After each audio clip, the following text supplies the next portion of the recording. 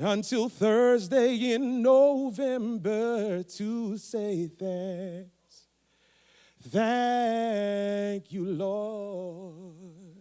We just came to thank you. Thank you, Lord. We say thank you. Thank you, Lord. We didn't come to ask for anything. There is nothing that we need than to say, thank you, Lord. Thank you for indulging me. I have to do that in order to get my nerves down. All right, so now we're ready to dive in. What is the definition of a studio? Man, the lights are bright now. We good? We good on the lights? What is the definition of a studio? Anybody? Throw it out there. Come on, this is going to be interactive. This is not like the other presentations that you've gone into so far. I want to hear from you. What is the definition of a studio? It's literally a one-word answer. I don't want to put it on the screen just yet.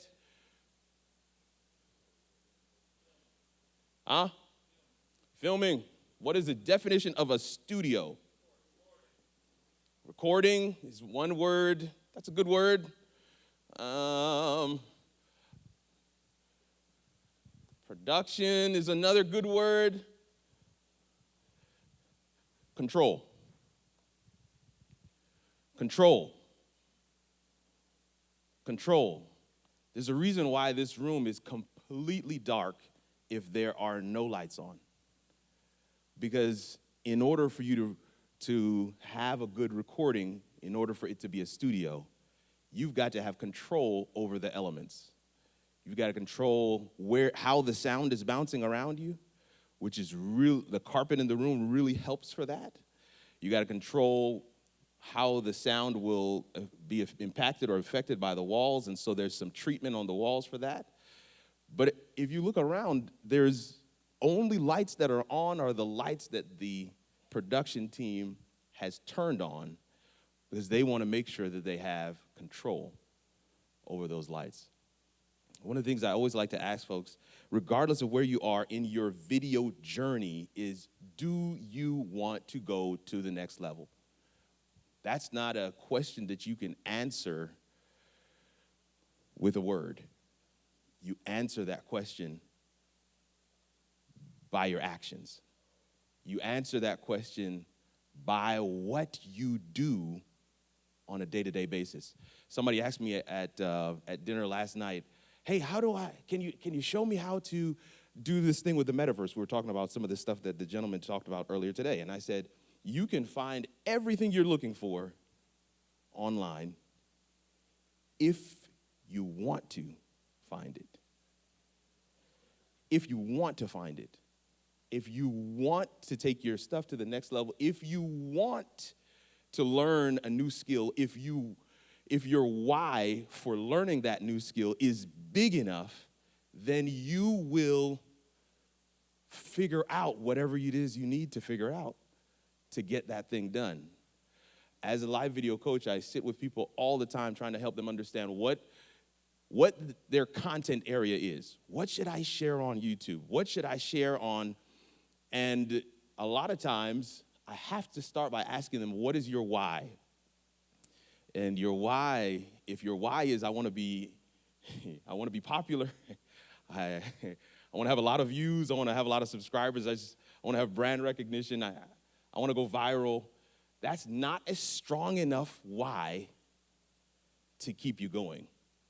It's an externally motivated why. Your why has to be internally motivated. Your why has to be internally motivated. One of the things that Pastor Hernandez said yesterday about getting 1% better every day is one of the mantras I live my life by. I say it a little bit differently, and I say it by saying, never accept yesterday's standard of excellence.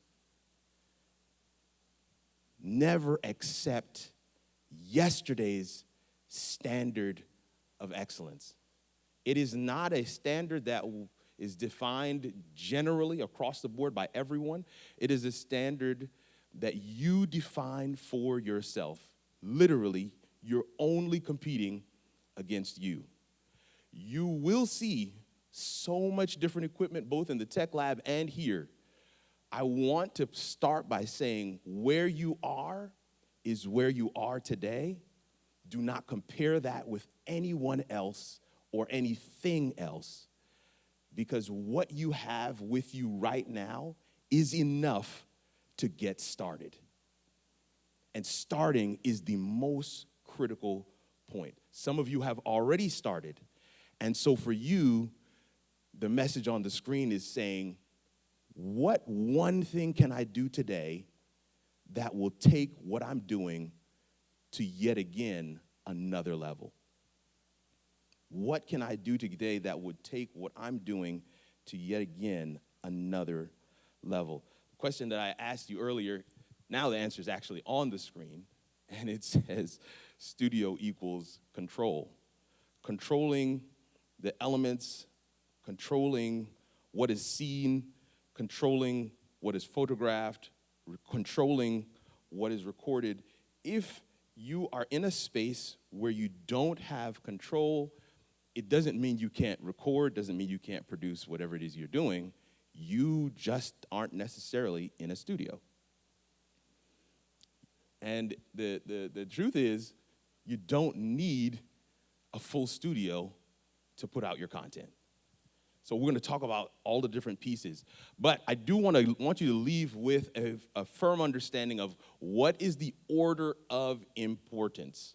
What is the order of importance? So if we're looking at a studio and it's made up of light, sound, and visual elements, what comes first? All right? Anybody? Again, you can just shout it out. What would come first?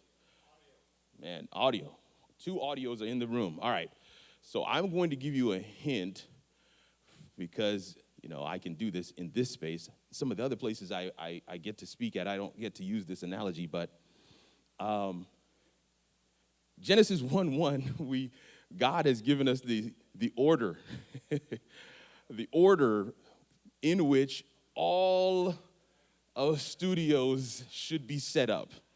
Come on. There should be somebody who should be saying some, wait for it. So now, what comes first? So now, everybody that says light, please stand up. Some of you are not standing because some of you want to say light, but you just don't want to stand. All right. These are the people who have said light. For those that are sitting down, you guys can sit. For those that are sitting down, what is your answer?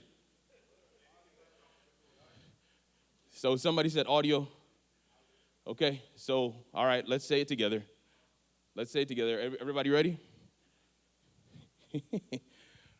In the beginning, God, I'll stop. I need you to say that word very loud. In the beginning, God said, let there be light. But God said it. God said, let there be light. I know it was a trick. I know it was a trick. I know. We set you guys up. We set you guys up. God said, let there be light. And this is the part where I get to say light came running out of his mouth at 186,000 miles per second. But he said it first. So I always tell folks, when you're starting off your studio, you want to make the sound investment. People will tolerate shaky, out of focus. You're not even in the shot video, but they will sign off. They will swipe left. They will leave if they cannot hear or understand what you're saying. Audio is definitely at the top of that list, and you want to make the sound investment. But I'm saying it this way for 2 reasons. Making the sound investment means you want to make an investment in audio. That's right on the face of it, making an investment in the audio. But the underlying message is that it's a sound investment. It's an investment that will yield fruit. It's an investment that you have put through some tests and you've said, this is viable. And because the whole content creator space is largely a personal one, this investment you're making is an investment in you. So are you a sound investment? Will you be doing this 6 months from now? And see, this is what happens. A lot of folks will say, I need the mic, I need the camera, I need the lights to get started. But you haven't started, so you're not a sound investment. You're not a viable investment. You don't even know if you like doing this. You don't even know if you have a skill to do this. It's a very expensive hobby to have if you are not going to see a return on the investment. So to begin, yes, you want to start with audio, but you also need to make sure that it is a sound investment, that you are going to be in this for the long haul. People who want to get started with content creation have everything they need in their pocket to get started. You got a mic, you got a camera, you just might not have some light, but I think God provides that every day so you can get started. There are things you can add down the road, but you can get started and test the waters. See if this is something that you're interested in doing. See if this is something that you will be doing for the long haul. And if you are, then you can make a sound investment.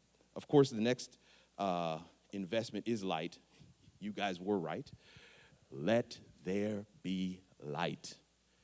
You want to invest in light next. There's a statement that says, and every photographer knows this, great light makes all cameras better. All cameras. You want to know how I know that's true? You ever been to a wedding where the photographer has set up the lights and they've got the whole bridal party sitting there and everybody's ready to go, and now their photographer is set ready to take their picture, but there's a whole, paparazzi of cell phone wielding photographers around him or her, and they're taking their own pictures as well. I'm a part of that crew, the paparazzi. And whenever you take those pictures, they look phenomenal. So much so that people have even asked me, like, why was there a professional photographer paid? Because your pictures look so great. But if the professional photographer did not set up the lighting, it wouldn't look so good. Because great lighting makes all cameras better. And that's why lighting is before your camera. Lighting is before your composition, your shot. Lighting is before all of that stuff, because great lighting makes all cameras better. So your order of importance is you want to start with audio. Of course, you want to make sure it's a sound investment. Am I going to be in this for the long haul? Is this something that I'm actually going to do? Then you want to move on to lighting. The light. When I first started, I just changed the light bulbs in my fan in my room. I had 3 bulbs, and I just changed those out to some LED bulbs, to bulbs that I could change the color of. So I just started with those, and then I got some soft boxes. Then I got some LED panels. We got a couple of things in there now, but you want to start with light. One lady, she didn't have any lights, so we had a lamp next to her, and then she has got a big window in her home studio. So we just repositioned her desk in a way that allowed her to take advantage of that light. Great lighting makes all cameras better, and you want the light to be on the subject and not on the lens. On the subject, which is you or whoever it is you're lighting, and not on the lens. The more light you're shining into the lens, the darker your subject will be. So even if you include light in your shot like they are right now, you got to make sure that they are dim enough to where your subject is still not only in focus, but well lit. Great lighting makes all cameras better. Here's another one. Understand composition. So audio, lighting, visual elements. That's the order of importance. We start with audio, We move on to lighting, then your visual elements. Now, understanding composition. I purposefully put a camera on this screen right here because composition is way more than just the type of camera that you're using and the quality level that the camera can provide.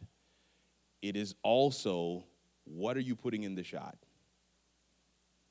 A lot of people miss out on the opportunity to be intentional right here in terms of you get to control everything that the person who is watching your video is seeing in the shot, whether it's B-roll, whether it's putting the camera to the side and having a graphic on the screen. Whatever that screen real estate looks like, you get to decide what's in the shot. So let's say you're not using any graphics, it's just a camera shot. What's in the shot? So if you're looking at me right now, there's some lights behind me, there's some rigging. My iPad is in the shot. There's a bottle of water in the shot. Let's move that out. The idea is you get to decide what's in the shot. You ever seen a photographer frame up a shot with their hands? Never seen that? They're doing that because they're trying to figure out what should I put in, what should I keep out, or you can just look at the back of the lens and determine it that way. But the idea is you want to make sure you're setting up your shot in a frame that accentuates your focal point, which is your subject. It could be you. Well, in most cases, yes, it is you. And then you want to add some personal components. How many fans of virtual backgrounds do we have out here? Oh, it's okay. It's a safe space. You can say yes. It's okay. Somebody said boo. One of the things that you must do with a virtual background, however, is make sure that the background is well lit. That's how you get a good key. So that way, when you move your hand like this, your fingers don't disappear. Virtual backgrounds are a thing. If that's if that's the way that enables you to get started, I have no problem with that. But virtual backgrounds can also have a personal touch. You can actually take a picture of some scene in your home and use that as your virtual background. There's many different ways that you can utilize and make your background, your shot, an accentuation to what you are doing. So if you're not using a virtual background, however, I always recommend that you put something in the shot that is iconic or personal to you. Part of you showing up in this video is not just your face in the video or your likeness in the video, but also what is around you in the video. People come to know it. People come to get used to it. It almost becomes, not almost, but it definitely becomes part of your brand. And so choose your colors. Choose the trinkets that are on the bookcase behind you. Maybe you've got a picture or an award, whatever it might be. They become talking points. I can't tell you how many times I've been on a guest on other people's shows and they'll see the picture wall behind me and say, hey, who's that guy? And it becomes a talking point. Your shot can help you in terms of identifying who you are, identifying your brand, but also just giving you a level of comfortability. I don't know. There's something about having those personal items in the shot with me that just kind of settles me down.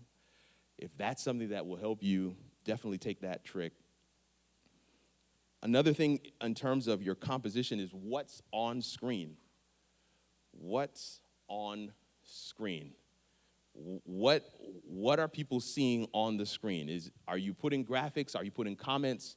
Are you putting a website? Or is there a logo? What you get to decide, and that's small.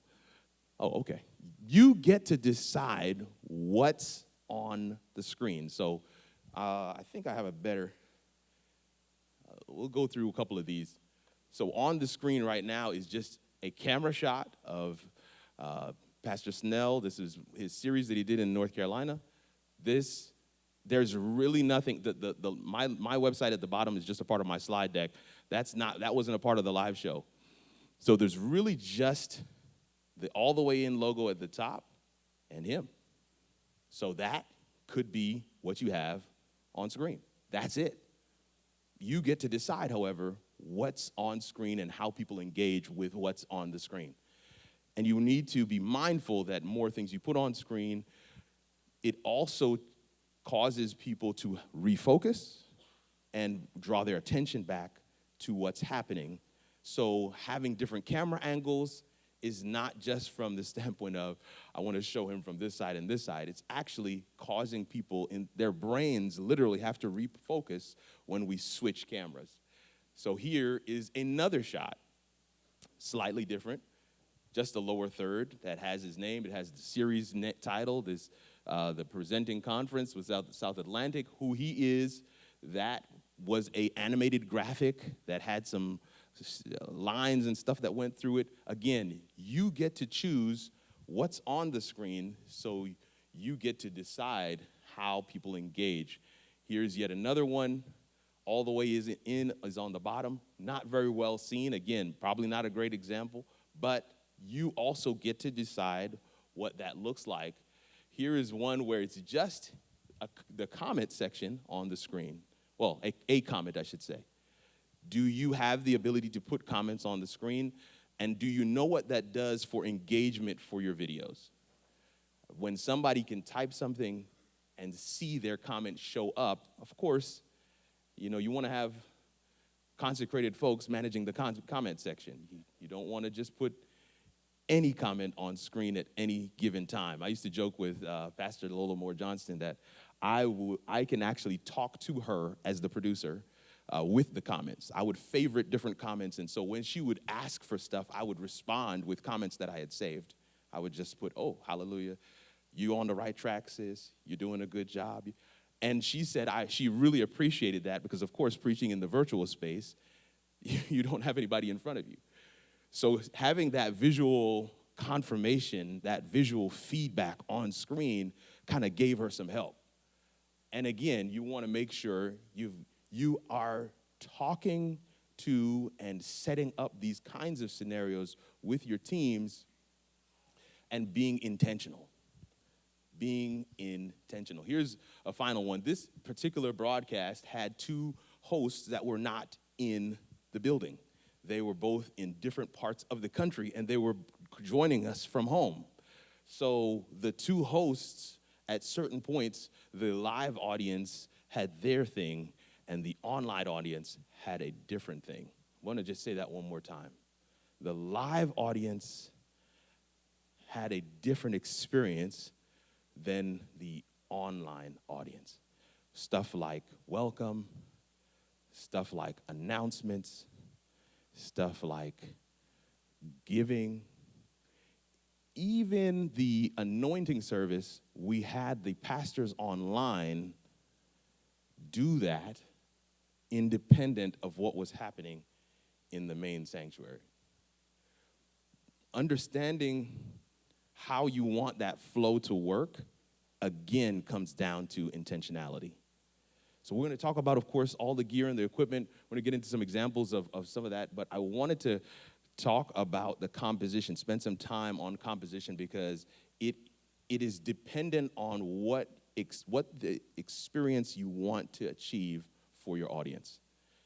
That is true regardless of the type of show or broadcast you're doing, whether it's religious, whether it's social, whether it's edutainment, education and entertainment, whatever kind of broadcast it is, you want to be intentional about the experience that you're creating for your audience. So you need to determine and decide what's on screen.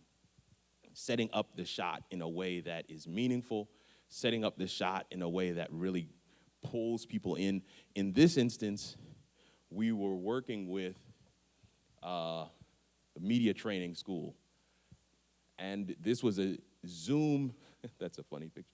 This is a Zoom event. This was not broadcast on social media.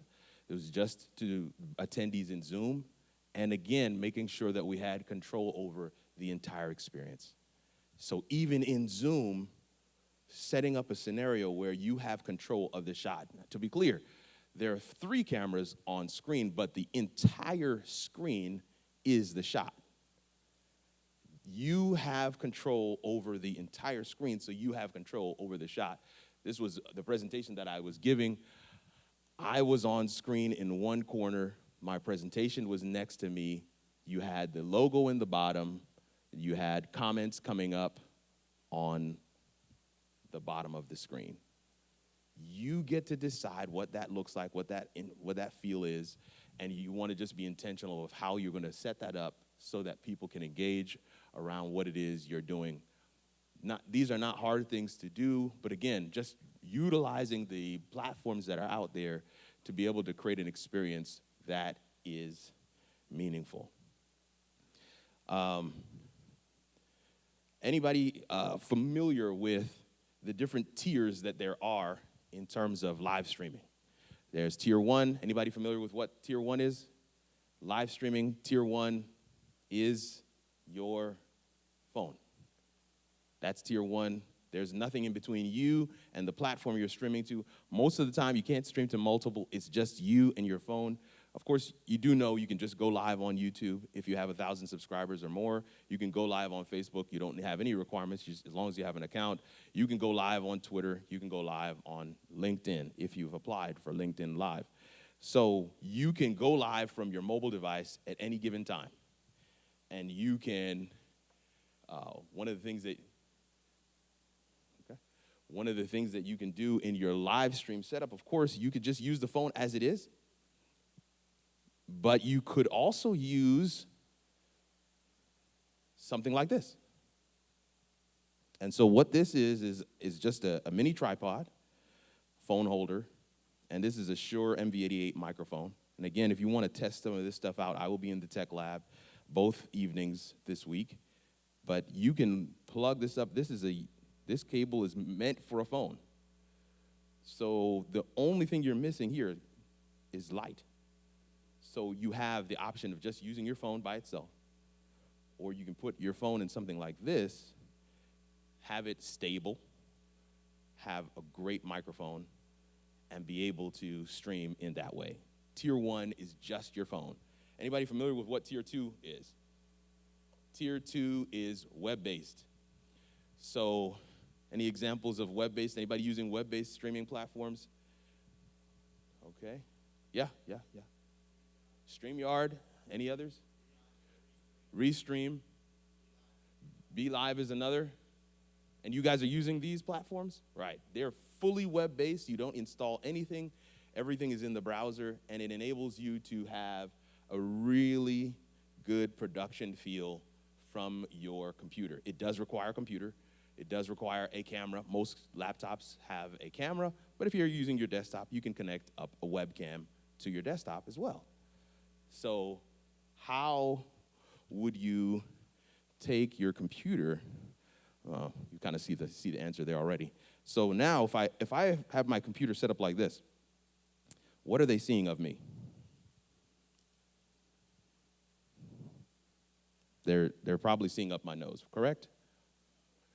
How can you, now I've asked people to just go grab some books. I don't care really what you use, but one of the things you want to make sure, again, is that you're framing up your shot, that you get to decide what it looks like, how close you are, how far you are, and the level. Now, this is a little device, and again, you're going to be able to see some of these in the tech lab.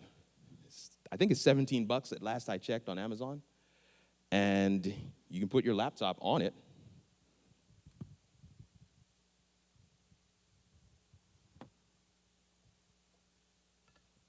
And immediately, I'm now eye level. Okay, maybe I want it a little higher.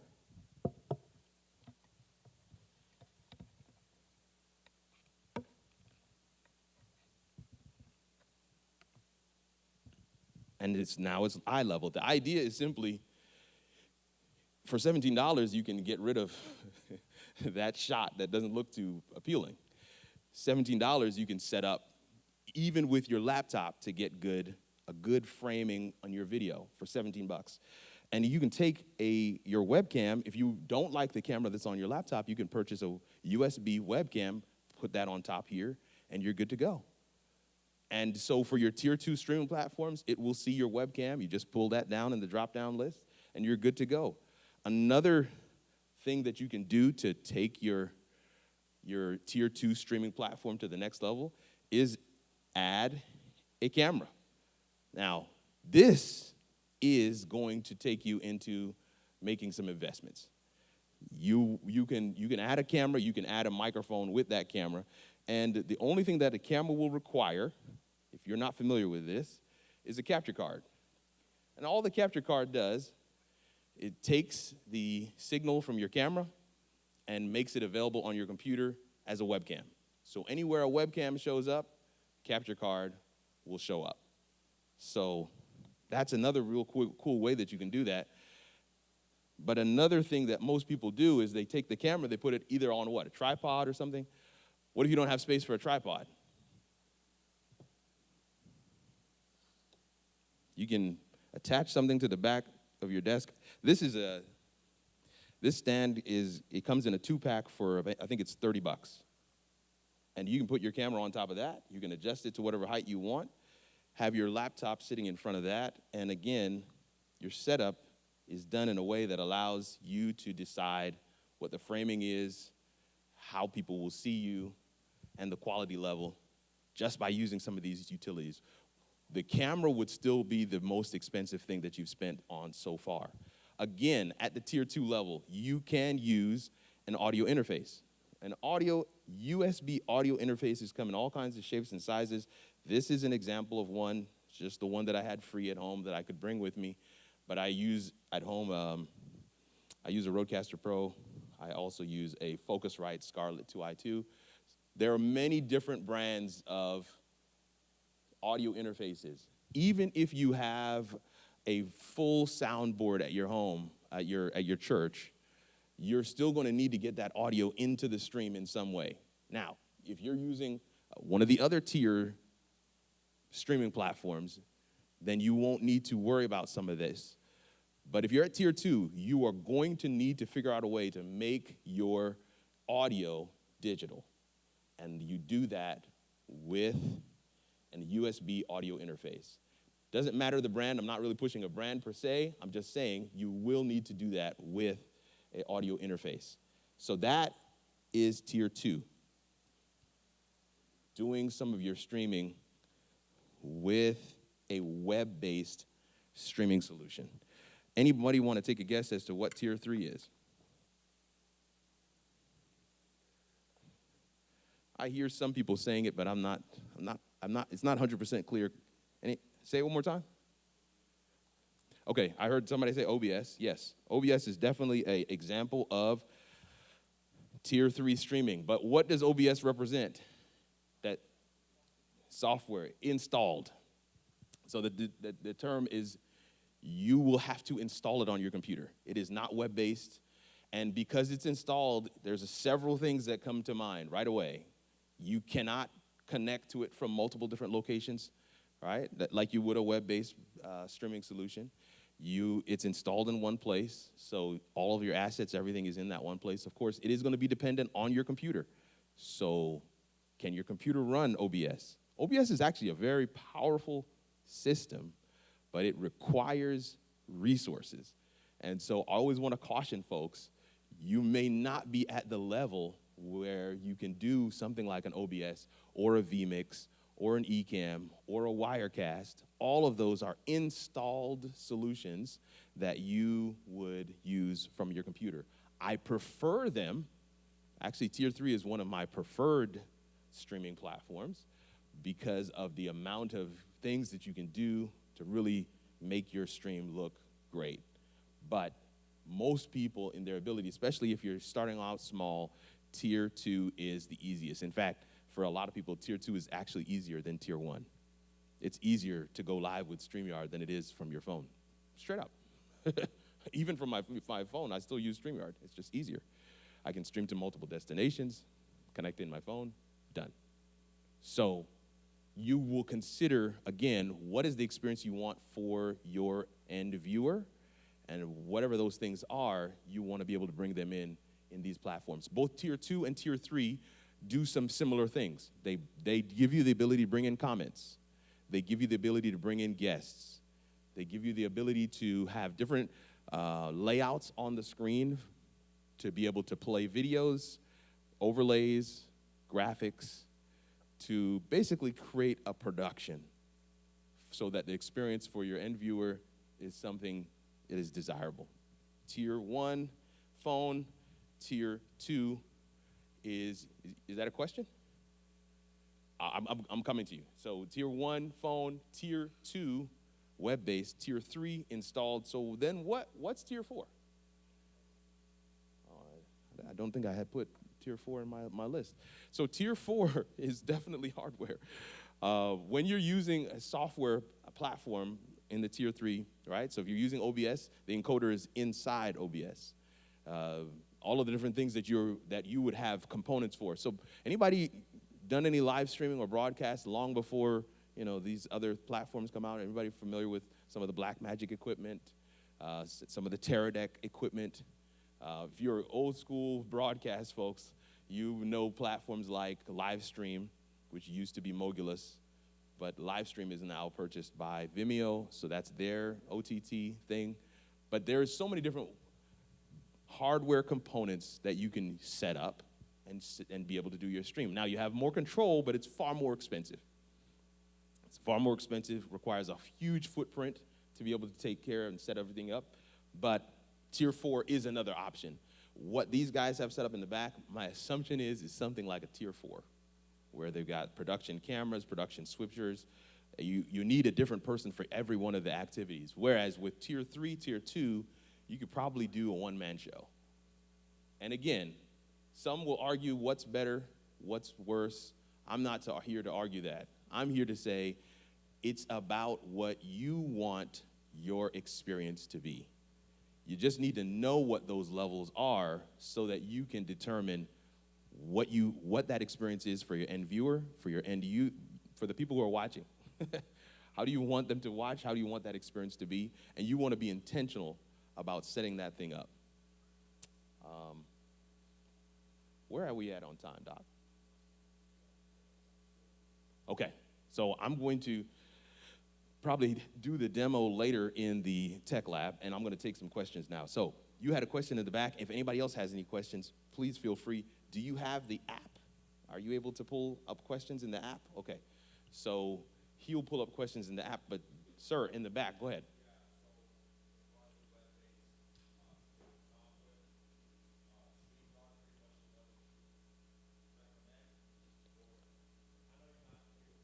No, I got you. Yeah. No. So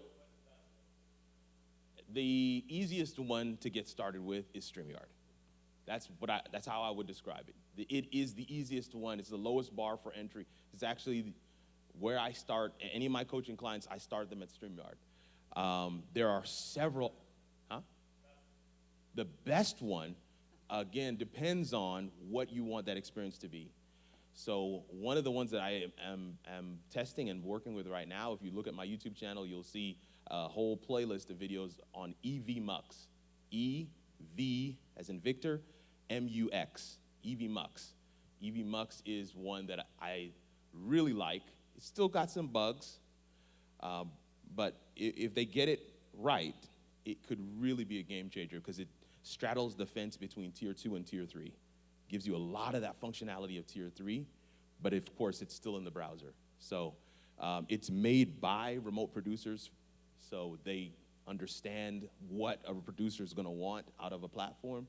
So really cool one. That's one to check out, but there's so many. I'm testing streaming platforms literally a couple times a month.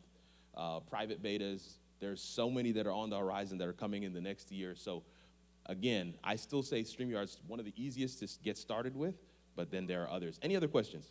Thank you for that one, by the way. While you are, go ahead.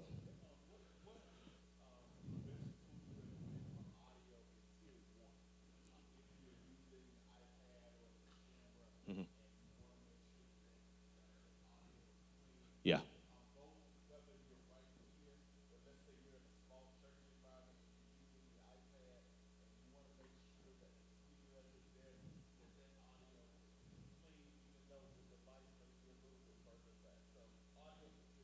Okay, so audio for Tier 1 he's asking what are some of the things I would recommend for audio for Tier 1. And to be clear, audio Tier 1 is just the phone or an iPad or something like that, your mobile device.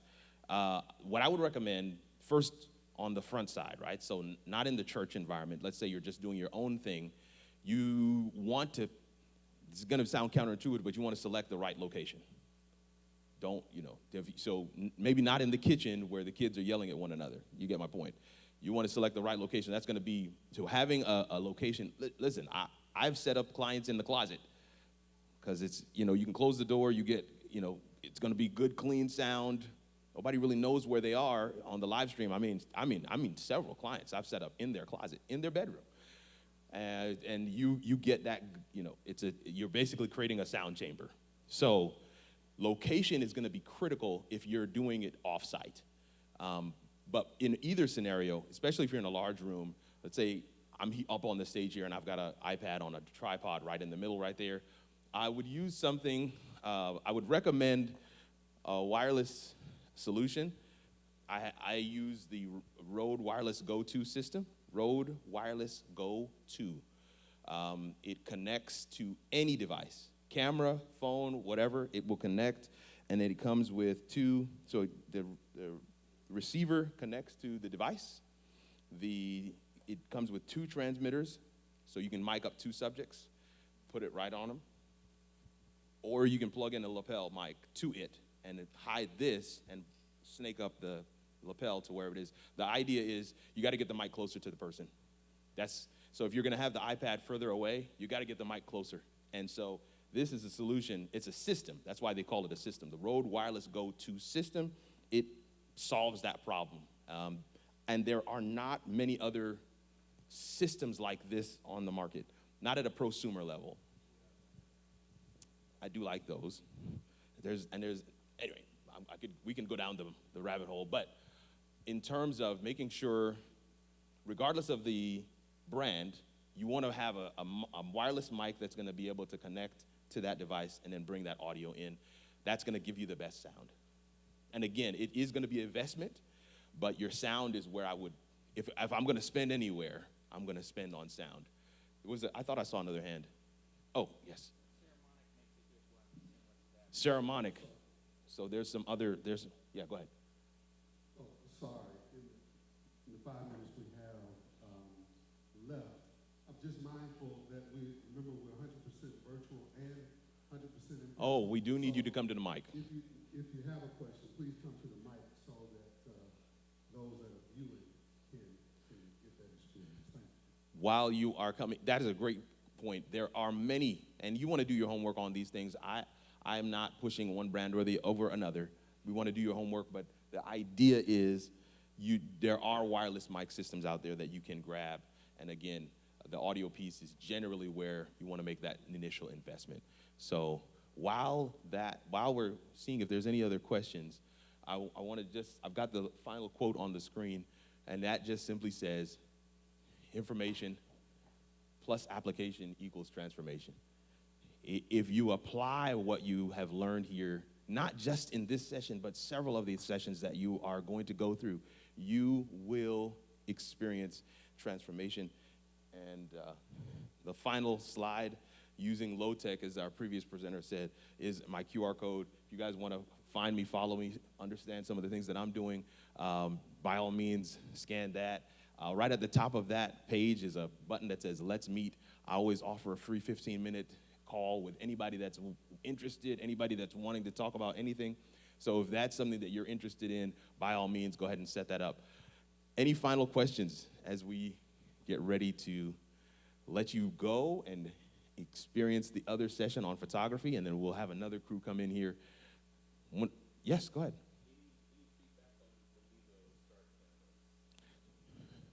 So for the online folks, the question was, any feedback on the Mevo start cameras?